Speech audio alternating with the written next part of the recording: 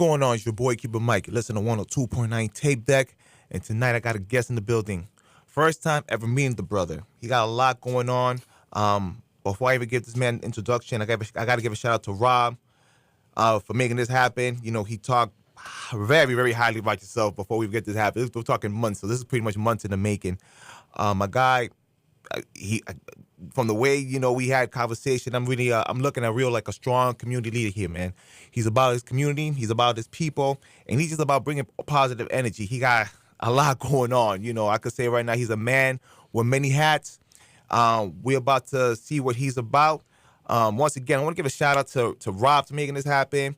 I just found out over the weekend when I spoke to him, he's Haitian. So shout out to all my Haitians out there. Shout out to Michael Basson with the brother in Arm. Shout out to Giovanni with the movie that he has coming out, Escaping the Stigma. You know, talking about blacks men and their mental health. And need not forget, this is June. This is Mental Health Awareness Month. So, you know, check up on your fellow man. Check on his mental health. You know, we as black men got a lot going on in this world, in these streets here. So just check on your fellow man. But without no any further ado, let me introduce to the brother Royce Raymond. What's going on, my man? It's good to be in the building. Yeah, how was the traffic? It was enough. Put me to the test, but I made it here, and I'm just excited. Yeah, man. Up on, you know, with the research that I got, man, one of the things that I said to myself when I was looking at your stuff, man, you are one deep spiritual brother. Definitely, and, yeah. You know, it's I find it dope when I see black men just getting in touch with God and the spiritual inner self and just trying to, like, you know, preach to the gospel, because that's something that you do amongst, you know, with the other things you got going on. So I really want to talk upon that and touch upon that.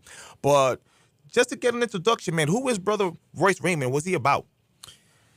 Well, you hit it on the spot. Many hats. At the end of the day, I would definitely say that my faith is the driving force behind all I do. It's connected to everything, regardless of the hat that I'm wearing. Haitian-American young man, born immigrant parents, and grandparents taught me the language. Continued on in a Haitian-American church. And now I could speak to my people and put a smile on their face anytime I speak. So you're not going to hear an accent, but I do know I speak the language. And I believe in the culture. I believe in the people. And I'm proud to be Haitian and American. Cool. Once again,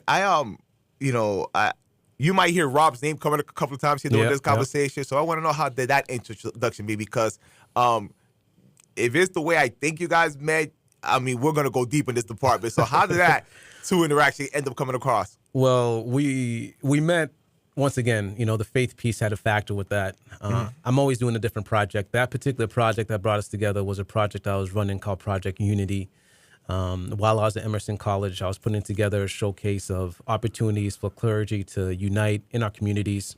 And me and Roberto, we just connected. Our background, both rappers, both poets, both husbands, both fathers, caring about our community and passionate. He's a teacher. I'm a teacher. So we really just clicked, and I gave him the invite. He showed up. We shared a stage that day, and since then, we've been in each other's lives. Cool. Oh, so you a spitter also? You spit?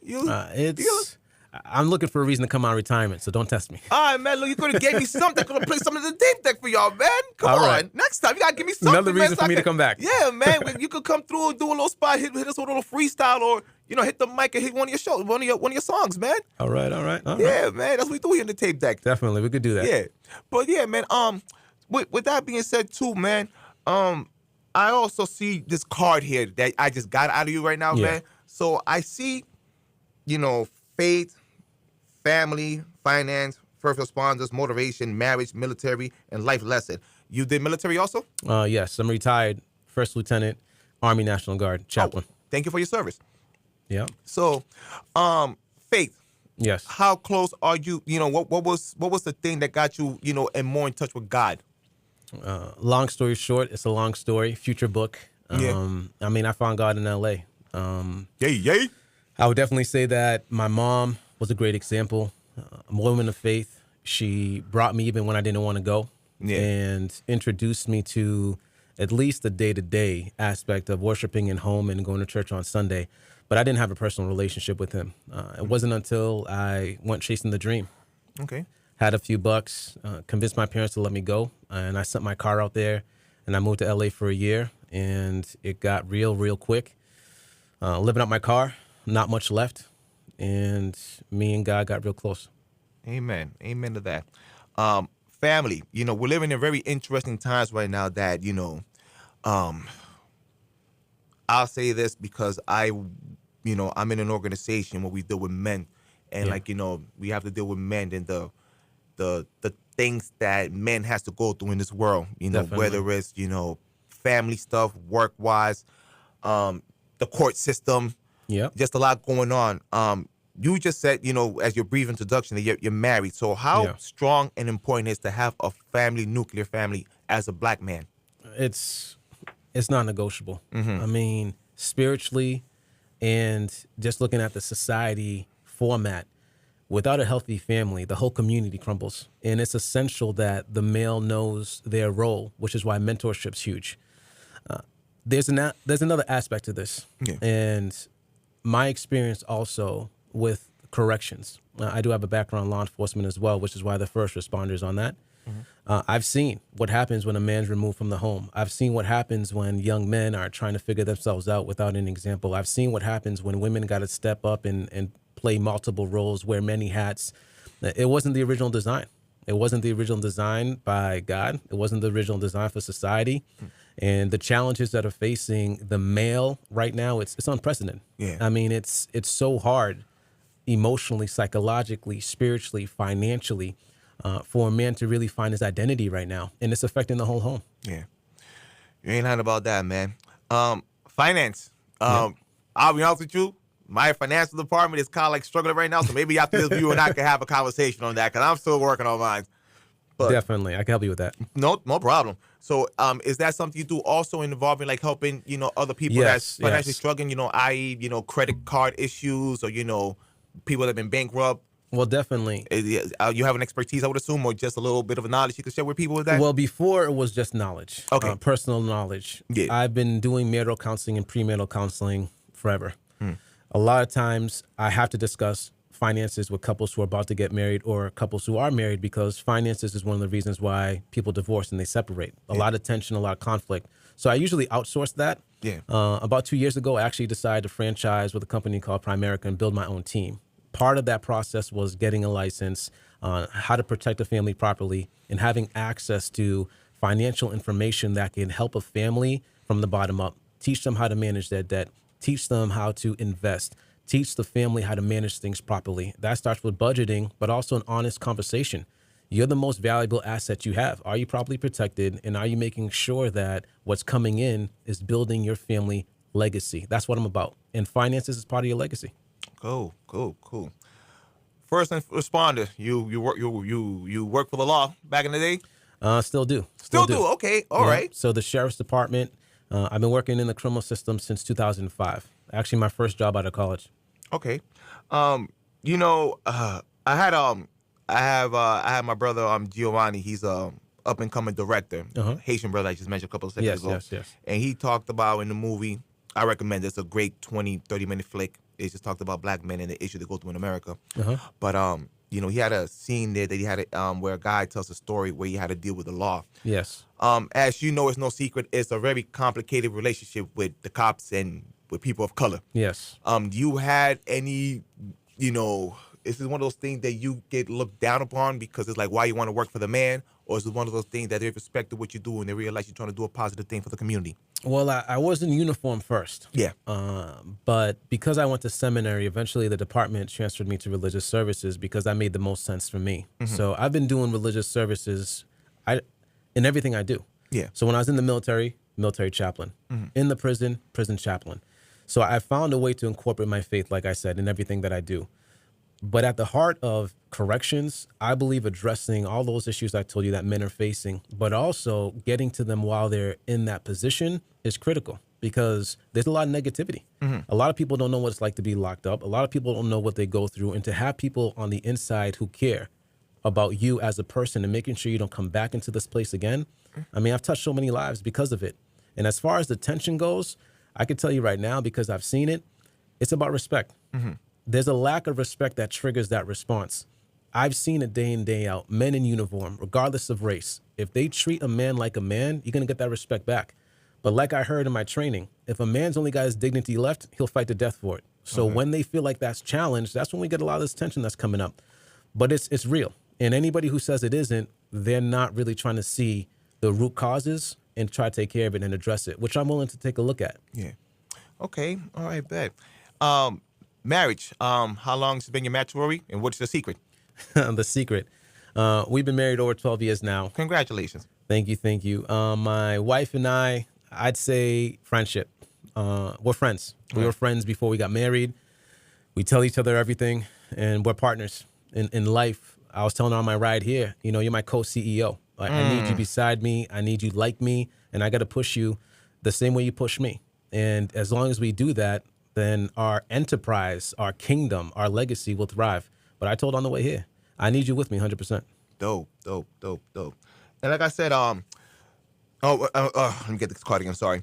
Yes, with the military, how long were you had to go to the other side of the world, like Afghanistan and all Not that? deployed. Okay, you weren't deployed. The National Guard, we're primarily in the state of wherever it is that you're contracted to. So I was in the Mass Guard, so I was here. I was attached to various units providing religious services. Bad. And you got a motivational thing going on Friday. We want to talk about that in a Definitely. second. Yep. I do see that, and I'm gonna.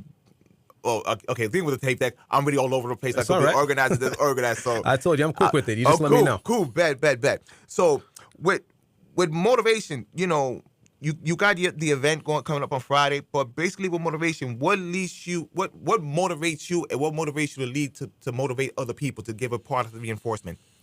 Definitely. The event this Friday, Decision Day, critical. Yeah.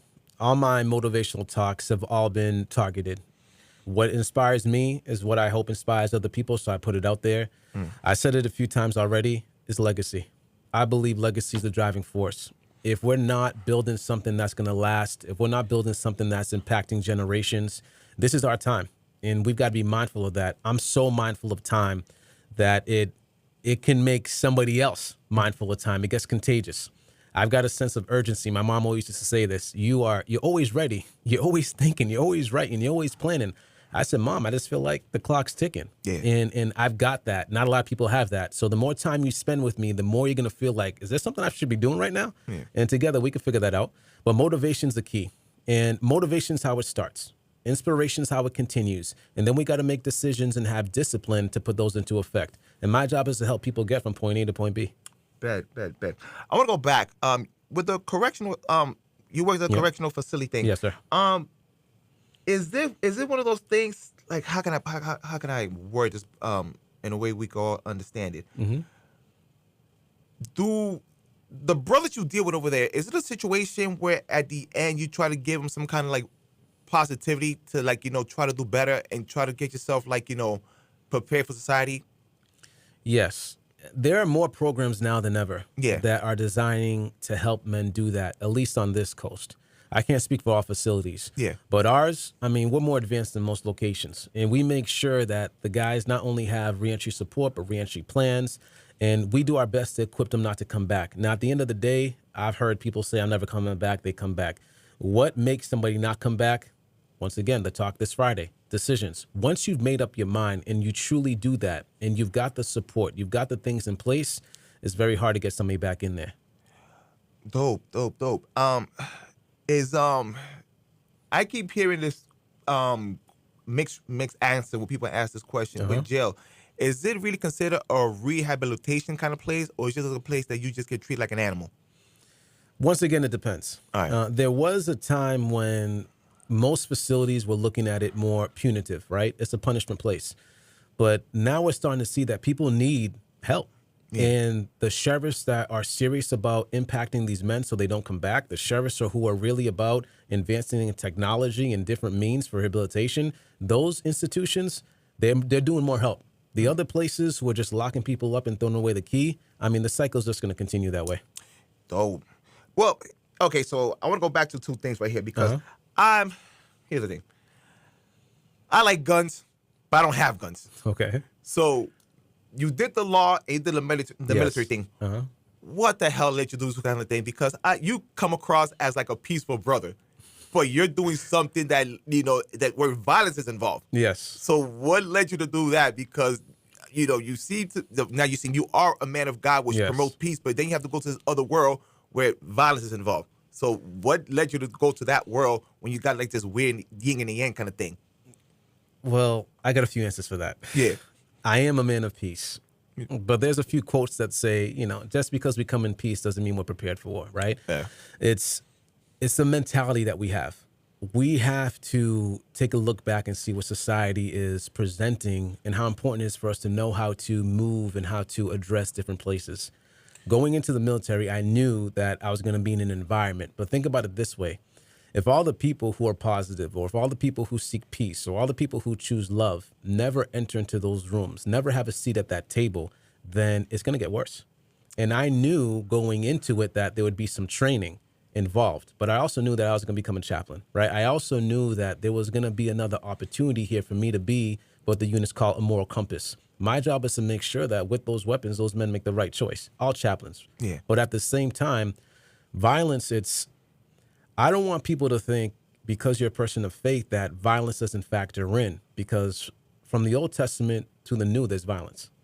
What we do, the intentions and how we respond, that's what sets us apart. And defending this nation, I'm going to be pro-military, and that doesn't compromise my faith. Knowing how to use a weapon, right? Like you said, you know how to use one, but you don't have a license. How far do you go? There are people who have arsenals. There are people who are looking for a fight, itching to hurt somebody. Those individuals, yeah, they're not like us.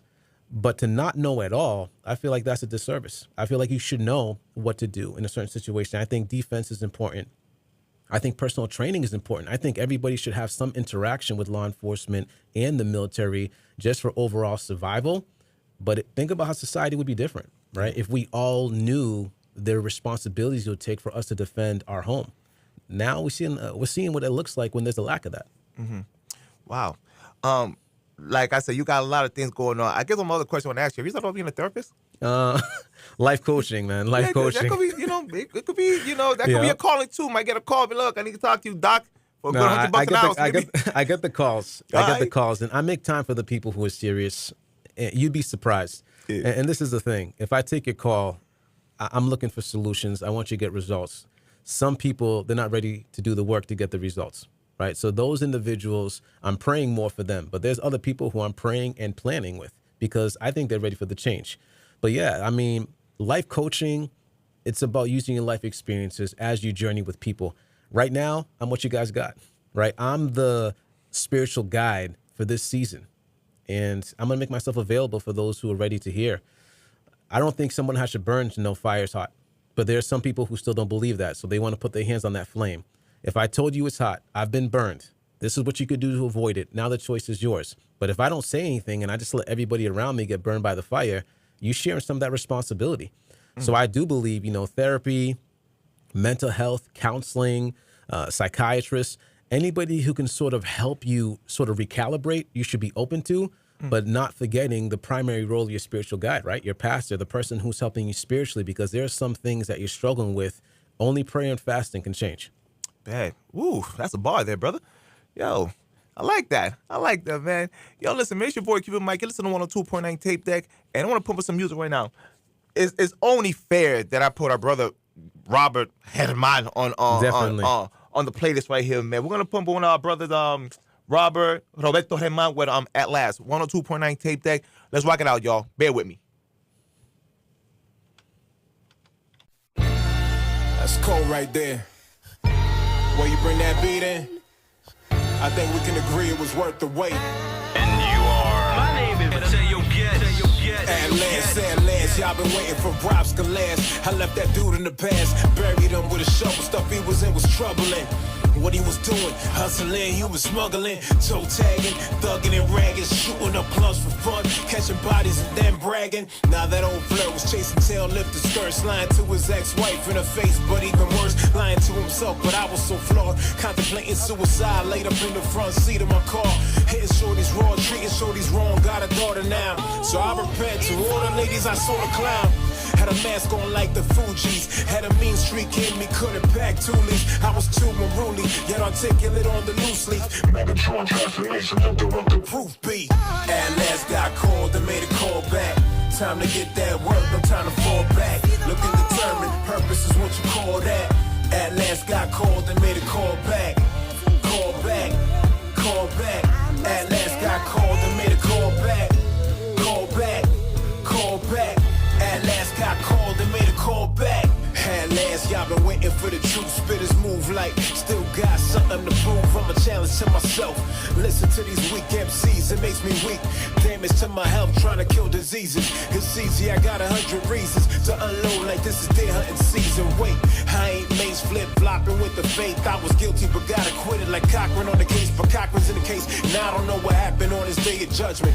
I just know he had to answer to the judge of judges. Blood in his hands, couldn't rise above it. Said the glove didn't fit. That was legal thugging. Yet there's a man that paid the ransom for our filthy rags.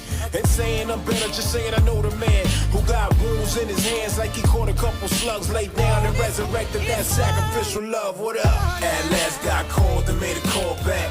Time to get that work, no time to fall back. Looking determined, purpose is what you call that. At last got called and made a call back. Call back, call back. At last got called and made a call back. Call back, call back. At last got called and made a call back. Por fin, manín, estamos aquí. Llegaron los real. Date tranquilín, controlando el ambiente como si estamos chilling. Santo, santo, santo es el coro de mi team. Watch the Saints go hard like OT. Fourth down and we need about 14 on the lifeline. Calling the comeback king, knowing every knee will bow like please come back king. Tongues confess, lies will get undressed like King David watching your rise wife get undressed. You reap what you sow, you're like, see como no, I'm like repent. You don't know when it's your time to go. Time don't know you, time don't owe you. You can watch time and not see it coming, but trust time is running. Get ran up on like running. With the goal as my scapegoat, keeping it 100. At last got called and made a call back. Time to get that work, no time to fall back. Looking determined, purpose is what you call that. At last got called and made a call back.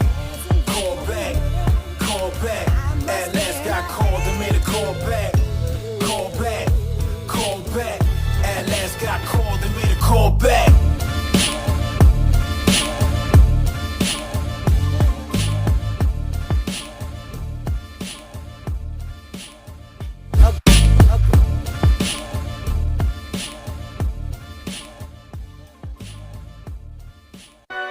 Yeah, that was Mental Health Check, Easy Money featuring Easy Money and Chilla Jones. This your boy Cuban Mic. Listen to 102.9 Tape Deck. Just talking to the homie brother Royce. There's so many things we'll talk behind the scenes that we want to get into in a few. My man, my man was dropping a lot of sneaky gems I didn't even know of. So we're gonna get into that very, very soon.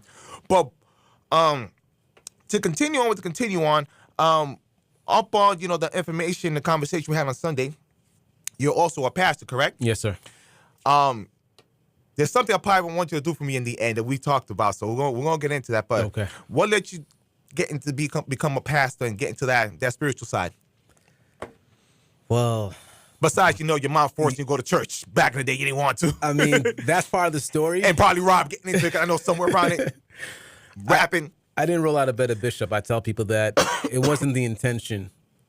Mm-hmm. It's just hard to read about this man called Christ and not feel like changing your life. I mean, when you really get to know him on that level, and that's what happened when the distractions were stripped away, when I had close to nothing and I had to make certain choices.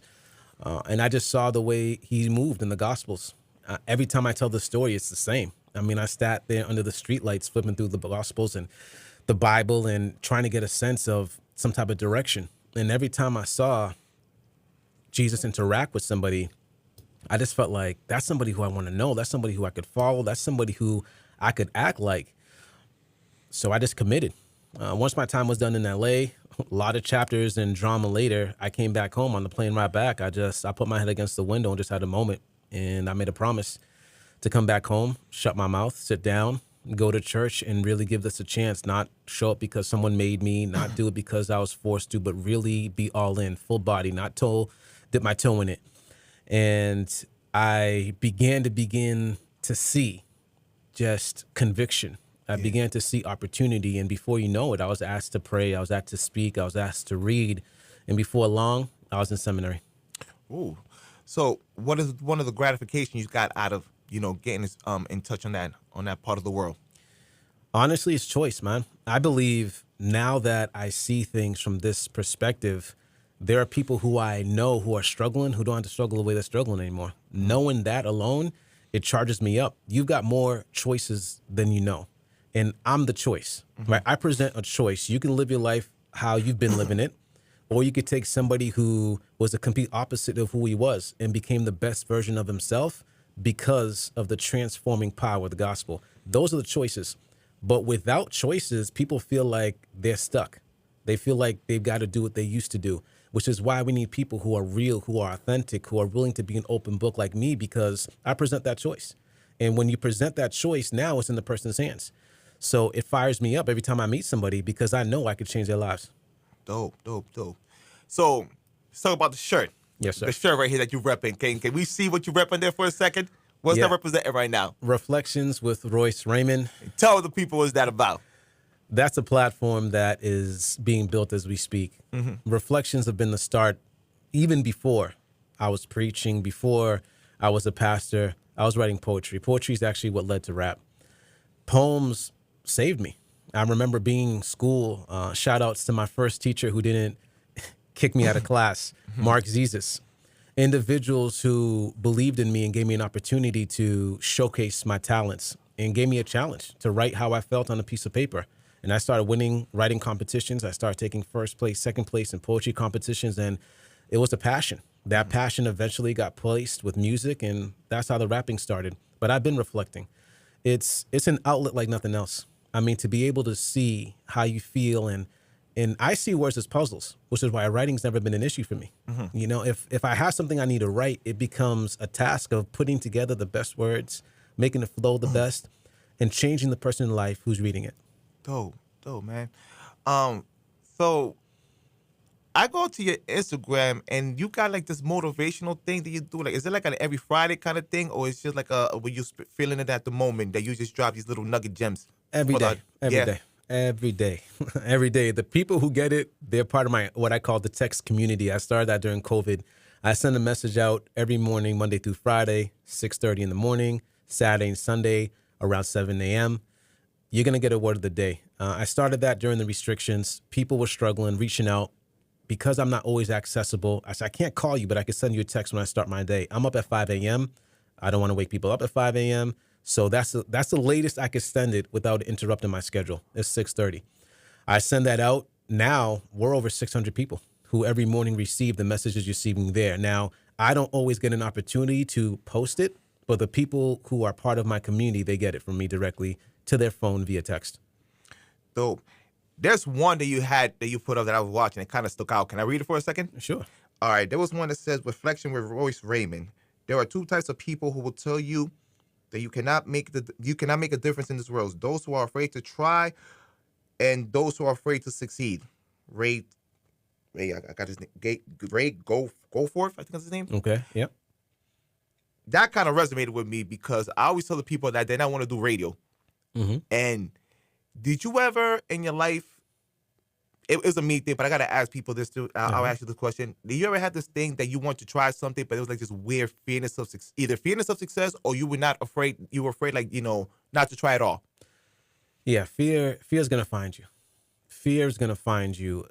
The more I think about opportunities being like an open door, I think people feel like you just walk through that door. It's a battle. The door may be opened, but you gotta fight to get through it. Yeah. Fear is in the way. Fear is one of the things that will always be in your way.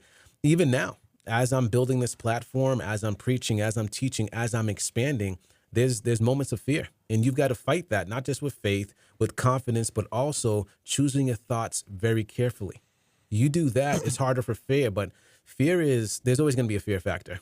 And I got to tell you, if you're not doing something that's challenging your fear, you're in the comfort zone. In the comfort zone, like I've heard it, that's where dreams go to die. Whoa, nice. Unbelievable, man. So one of the last things, well, before that, I want to talk about the event you got this Friday. Can you tell more people in my audience what you got going on this Friday and what's it about? Decision Day, I'll be on the stage at 7, doors open at 6. I encourage people to face their fear and embrace the opportunity to be in that room with me and others. Right now, tickets are already being sold. I'm getting updates. I'm getting notifications. People are putting themselves in the position to really reevaluate where they're at. I told you every event is targeted. This one, no talks are the same. And you could tell by my style of how I'm speaking now, I could talk 2 different talks. It could be completely different.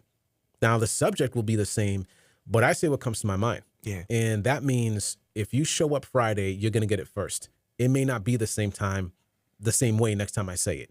Now, that being said, decision day is around something I call event horizon, which is the point of no return.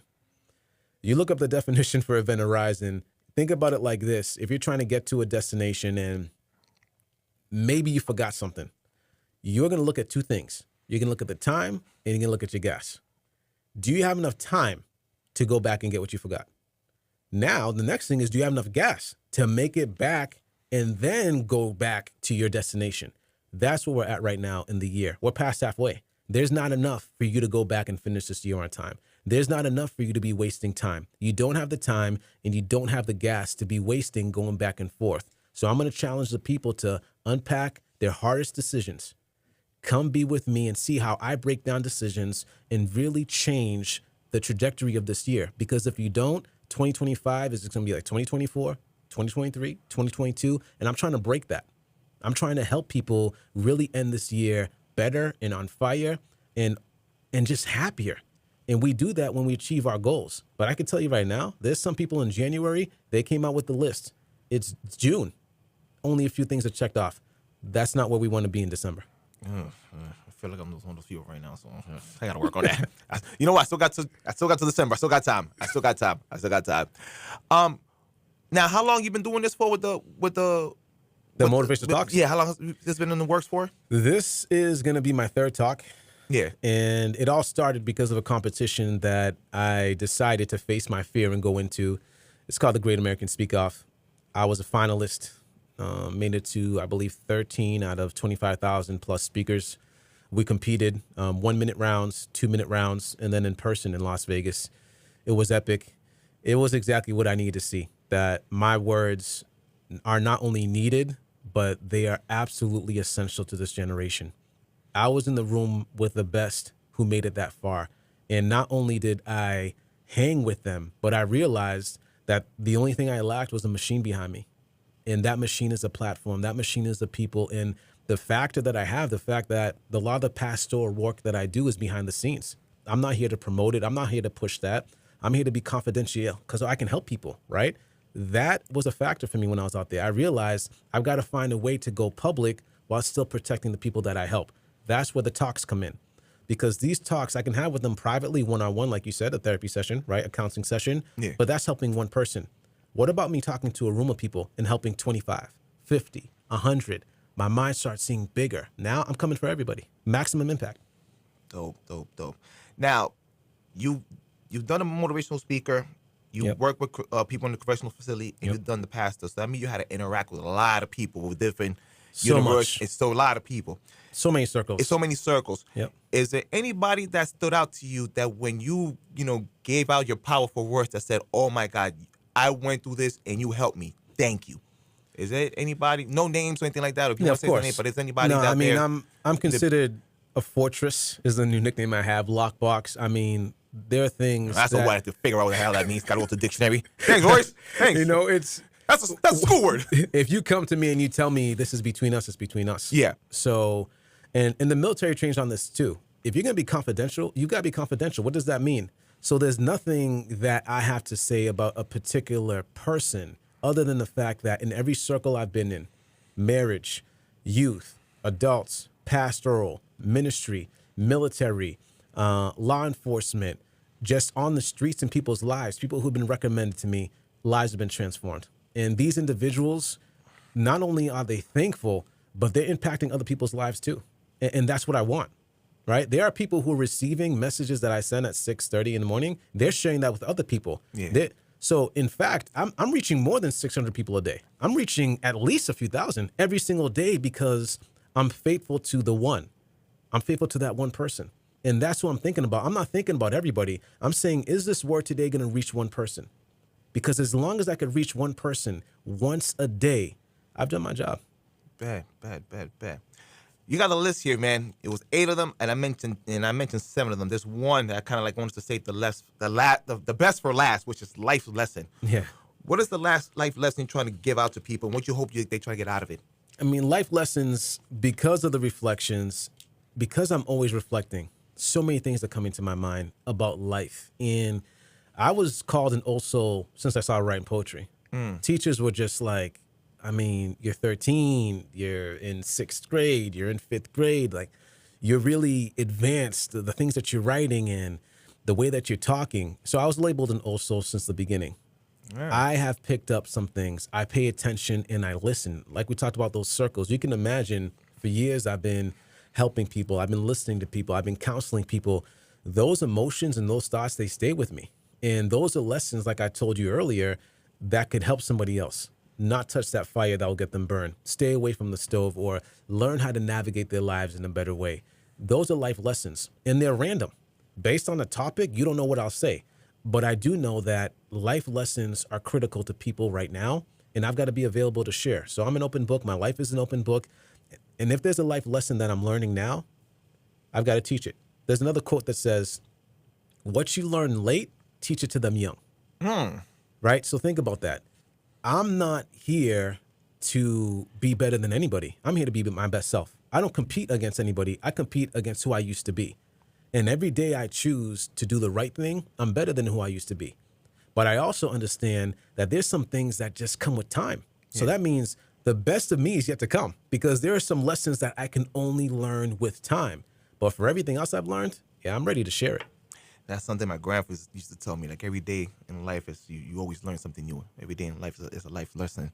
Definitely. So it is funny because I remember, he had his smartphone, and he knows a lot of things in life, but technology was not really his strongest thing. So that's when he used to get the calls. He'd be like, look, I know everything. I don't know this. So this is when you come in, because every day you learn something new. You got to be humble. And your grandfather was humble. Think about that. Yeah. Right? If you're not humble, you're already a step behind. Yeah. Right? Humility may not be the greatest of virtues, but it must be first. Yeah. You've got to be humble, and humility's opened up so many doors for me. Are you willing to be a teacup that is half empty and ready to fill in with the world? Like, you've got what you know, but do you have room for anything else? Yeah. Some people, they're missing out. Bad. Yo, this your boy Cuban Mic. Listen to 102.9 tape that got the brother Royce here in the building, man, and we're gonna join. What I'm doing right here? I'm gonna play this joint here from Rex, Roses. Bear with me and enjoy this tune right here. By the homie Rex, 978 Lawtown, stand up. This your boy Cuban Mic. You listen to 102.9 tape deck. Got the homie brother Royce Raymond in the building. Are you enjoying yourself, man? That hasn't been haven't tortured you? You good out here? Man. You got me fired up, man. Bad. We almost about to wrap it up here, but before we wrap it up here, we had to talk behind the scenes, and I was actually telling brother Royce here that even before he came over here, when you told me that you were a pastor, like, I want to actually do something I never done before, and I never really done this. I wanted to end my show in a prayer, and then we had to talk behind the scenes, and you told me a story involving DMX. Can you share the, you told me this thing like it was like, it's just some light work. It was something light. I met DMX and his crew. He was performing in the DCU Center, and I knew he was coming to town. DMX is part. Like I told you, the poetry started off with the rap, but when I was listening to rap and trying to get a sense of my style, DMX rose to the top. His struggle, his poetic, his passion, the way he spoke, I mean, you couldn't help but just feel him. Yeah. And I felt it. So that definitely influenced. When people ask who influenced you, you're going to hear DMX. My kids know about DMX. Yeah. Unfortunately, rest in peace. That being said, when I heard that he was in town, I got on a train and I went to see him to perform. But at the same time, I had one of my CDs with me, and I said, if I get any chance to meet him, I'm going to. Yeah. So I got off the train. I'm walking to the center, and these SUVs start pulling up. And I just walked in there with them. Told everybody I was with DMX's crew. And they let me in. Yeah. So now he's on the stage. He's doing mic checks. I'm on the stage, and I'm out of my mind right now. He's ordering food for everybody, asking me, what do I want? And they ended up having wings. Everybody was talking. And it feels surreal even saying it right now because I can remember all those elements. Yeah. Then somebody came in. He had to go. But I remember saying to myself as I was leaving, that fear piece, right? Yeah. I didn't give him that CD when I was on stage. I didn't feel like it was the right time. Also, I'm like, I'm going to get exposed out here because why would someone from his crew also give him a CD? All those things were going through my mind. But that was a dream moment. Yeah. Sharing the stages with him, just looking out. The place was empty because it was a mic check. But I was so just lost. I was just going through the motions of imagining myself in person with him, sharing the stage with him. We wrap up. I see a few people trying to leave. People are going in and out. And one of the guys who got out of the car with him, when I saw them walking in, I walked up to him and I just had my CD with me. I said, hey, you know what? I've got to run in. I got to get something, but here's a CD for DMX. Make sure he plays it. And the guy looked at me. He said, yeah, no problem. And then I shook his hand. I left. I mean, I knew in that moment all the thoughts that were going through my mind, similar to sort of how I felt recently. It was confirmation that I could be on that stage. I can share that moment and I could be with the legend. That's what he is. Regardless of the choices that he made, regardless of the situations that he fell into, I know for a fact that his influence in my life, he's impacted other people's lives. And his songs to this day, you know, his prayers to this day, which is why after I met him, I wrote the prayer that you now have. And I'm pretty sure you'll share it for everybody to hear. But I did write a prayer for him in his style, with the echoes and the switch ups. It was really homage. And then, you know, the news later on happened. And I really felt like these are the demons that men struggle with, people struggle with. Not a gender thing. Addiction's real. As you know, you put together the pressure, the struggles, the past. It doesn't take much. And, you know, we lost somebody who definitely was a voice to many people. And if you even go online right now and you look up clips of him going back to where he grew up and having open mics under the streetlights with everybody in the community, I mean, powerful. He was out there. He was out there. Definitely. And DMX, yeah. And the weird thing about it, like, it was not even a weird thing about it. The crazy thing about it, even when he was like on top of the world, people could say, yo, you could just see him in the hood chilling. He was just out there like with the people. He definitely was. You could see him in Yonkers just chilling with the people. And he's got 10 million sold. And he's there in the corner just kicking it with the people there. No, definitely. Yeah, man. One of the nicknames I got from the competition the first time when I got my golden ticket, it was the People's Champ. Ah. That's what they called me. And every time after that, that's what I changed my name to because it happened and the clips was so intense because of my name, RR. I was last on the list when they were saying the name. So as they were reading off each name, I was like, did I make it? Did I make it? And the announcer said, last but not least, the People's Choice, Royce Raymond. And then we all, you know, we go crazy. The camera goes up in the air. But yeah, that's what they called me, you know, and he was the People's Champ. And this is really, like I said, confirmation, being a voice for the people and continuing on with motivation, inspiration, and transformation. Bad. So is it cool we end this with a prayer? You think we could happen? No, I'm never going to pass up an opportunity to pray. Oh, please, do me a favor. Can you take the tape deck to church with us, man? Let's do it. Let's go. Dear Lord, right now, I just come before you to thank you first and foremost for all you've done for me. Every time I look back on how far I've come, I can see that you were there. I may not have known it, I may not have felt it, but you knew that given the opportunity, given the circumstances, that meeting you would change my life, and that's exactly what I did. I want to thank you, Lord, for the parents you've given me. There's no parent that's the best. And God knows that as much as I love my father, you are the example that I follow on how to be a man, how to be a husband, and how to look after the people. Sacrificial love, true love, a love that's based on commitment. And you've been committed to me, even when I didn't choose you, even when I didn't want to hear you, even when I didn't seek you. You found a way to me on the streets of LA. Lord, I also want to take this opportunity just to pray for the people who are hearing my voice right now. This is your time. This is your moment. This is your life, and you've only got one. To choose it wisely, but don't make the decisions on your own. Excuses will not excuse you, but allow people into your life who can transform you, not use you. So much of what we've been taught and what we've been told and what we've been exposed to was never part of the plan. And I pray that someone will come into your life and offer a choice to you, the very choice that I'm giving you now, to choose the best version of you despite what you're going through. I pray for healing. I pray for hope. I pray for salvation. I pray for trust. I pray for the people out there who don't think that they can because of the examples that they were born into. My father always used to say, you've seen enough examples of what's wrong, do right. But what happens when you've never seen anyone do it right?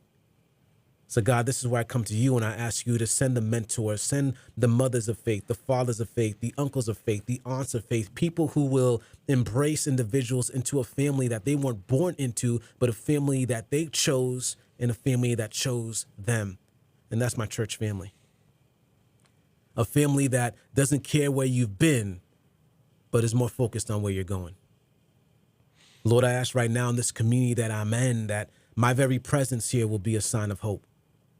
That my very voice will be heard in the corners and in the places where there's more negativity and there's more darkness and there's more doubt, that there's hope, that you can be something you never thought, even for yourself. But I believe in what's possible because I used to be that person. I believe in what's possible because I used to be lost. I believe in what's possible because I used to think that I was enough. But now I know the truth, that greater is he who is in me than he who is of this world. That my victory isn't dependent on my past. My victory is dependent on the one who loved me first. And as long as I can keep my eyes on the cross, as long as I can remember that I'm not alone, as long as I can remember that the battle is won day by day, one step at a time, one moment at a time, then there's hope. So Lord, let me be a voice of hope to the hopeless, a light to those in the dark, pointing to you. Follow me as I follow Christ, giving individuals an opportunity to experience, maybe for the first time, what it feels like to be loved without conditions. And to the men out there whose identities and place in society has just been turned upside down, I'm telling you, believe me when I tell you, greater has been set aside for you. But the time has come for you to come out and take it, to come out and claim it. And that's going to take some sacrifice. That's going to take some commitment. But not only will it be worth it, but you can be the one who breaks the generational curses and turns them into generational blessings. I believe in legacy. I believe it starts with the one. All it takes is one person to believe and to change a family and to create a legacy. Lord, I thank you for what you're doing in my life and what you're doing in the lives of those who are around me. I can't credit myself because if I could have done it on my own, I would have. But I met the man who changed my life. And in this moment, as I conclude this prayer, may it not be the end, but the beginning. Let it be an invitation to a journey that you never were meant to walk alone, but beside a spiritual guide who only wants to present you with the path, present you with the choice, and present you with the person who can change everything. Father God, we ask for forgiveness as well for those who are struggling with grief, for those who are struggling with past choices, who are quick to forgive others but can't forgive themselves. To be free of all that, take off that backpack of the past and walk freely for once and see. Now is the time. Now is your time. I'm grateful for this opportunity. I'm grateful for this place. I'm grateful for this platform. I'm grateful for this voice. I don't take my health, I don't take my status for granted, but I do recognize it comes with responsibility. And this is my time. The people's choice, the people's champ, the people's guide. Let me be used faithfully. And given the opportunity, Lord, I'm going to say yes. And I pray that those who are hearing my voice will say yes to the new version of themselves and goodbye to the old. For we serve a God that can make all things new. Father God, we pray not because we're great, not because we're self-righteous saints, but because we're sinners who recognize your grace alone we are saved. And then people say, amen. Amen. Whew. Oh, I need a hug after this, brother. I need a hug. You got me. Yo, man. Brother Royce, man, thank you. Thank you for coming through. Thank you for your service. Thank you for you do for the community. Yes, thank you. 100 thank yous. You have an open door on the tape deck. And hopefully next time you come through, you spit a couple of bars and coming out, wipe up the dust or whatever. Retirement, yeah. You kick up the dust and spit a couple of bars for us. Definitely. I appreciate you and the work that you've done because you were faithful to answer your call. That's one of the reasons why I'm here. Yeah. So I want you to see how it all works. This is a surprise to us, but it's not a surprise to him. Because you said yes, I'm in this seat right now. So I thank you too. I'm praying for you. I'm praying for everybody. And I'm excited for Friday night. It's Yeah. decision time, and we've all got some decisions to make. Let's go. Yeah. Once again, y'all, this your boy Cuban Mic. You've been listening to 102.9 Tape Deck. You could catch me here every Friday from 6 to 7. You could catch me here from 6 to 7, and I'll catch you next time. Same Tape Deck time, same Tape Deck channel. Peace and love, y'all. Peace.